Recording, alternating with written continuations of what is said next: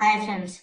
Generally మనమైతే Java script లోని input text లో ఎంటర్ చేసినటువంటి డేటాని వేరే ట్యాగ్ లో జనరేట్ చేయాలంటే మన జావా స్క్రిప్ట్ లో డామ్స్ యూజ్ చేస్తాం.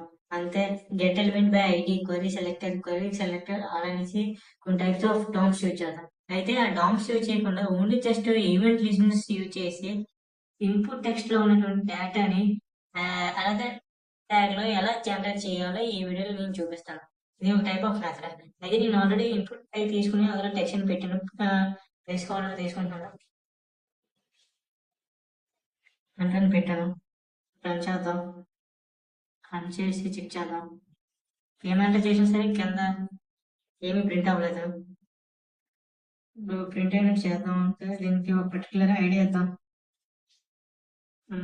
ఏఎంసీ వేరియబుల్తో దాన్ని రిప్రజెంట్ చేద్దాము. దీనికి కూడా ఒక ఐడియా ఇద్దాం. దీన్ని బిఎన్డిసి రిప్రజెంట్ చేద్దాం. దానికి ఒక పర్టికులర్ ఈవెంట్ యూజ్ చేస్తామని చెప్పాను కదా, ఈవెంట్ లీజర్. అది ఏంటంటే ఆన్ ఇన్పుట్.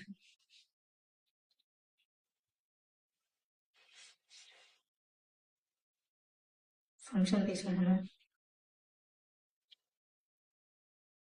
ఫంక్షన్ తీసుకున్న తర్వాత ఏమో ఇందులో ప్రింట్ అవ్వాలి కాబట్టి బి అనే ట్యాగ్లోకి బి డాట్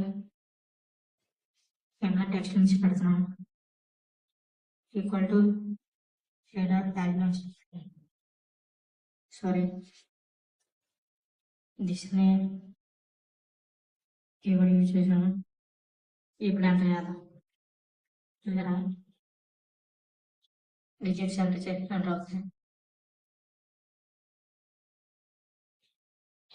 ఈ విధంగా మన ఇన్పుట్ ఈవెంట్ యూజ్ చేసుకుని ఈవెంట్ లిజనర్ యూజ్ చేసుకుని ప్రింట్ చేస్తాం వితౌట్ యూజింగ్ డామ్.